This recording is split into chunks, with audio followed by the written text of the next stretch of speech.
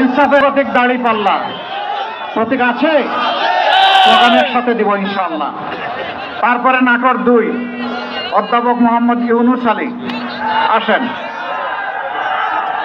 সদরে আসন ইনশাআল্লাহ ইনশাআল্লাহ ইনশাআল্লাহ 12 তারিখ ইনশাআল্লাহ বিজয় হবে। আমি স্লোগান পড়ে দিচ্ছি। তারপরে নাটোর 3 অধ্যাপক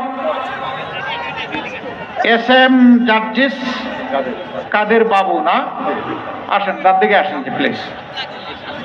হ্যাঁ আমি চাই একটু আমার দুজনকে সাইদুর রহমান ভাই উনি আমার আচ্ছা ঠিক আছে, উনি স্যাক্রিফাইস করেছেন এই তো, আচ্ছা ঠিক আছে আলহামদুলিল্লাহ। তার হাতে আমরা তুলে দিলাম প্রতীক, দেখতে পাচ্ছেন কি প্রতীক, কি প্রতীক, ইনশাআল্লাহ এটার স্লোগান হবে।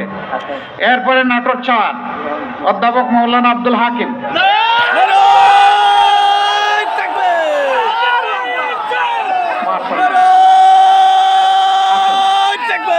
এখন জানানো যাবে ইনশাআল্লাহ।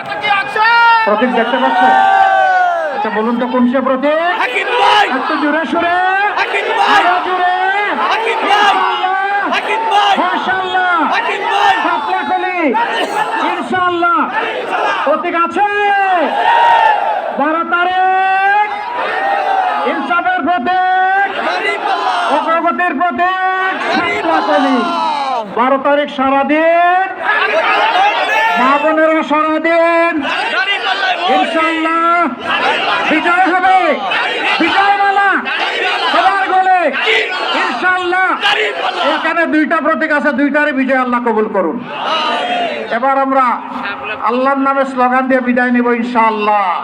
লিল্লাহি তাকবীর, লিল্লাহি তাকবীর, ইনকিলাব ইনকিলাব, জিন্দাবাদ জিন্দাবাদ,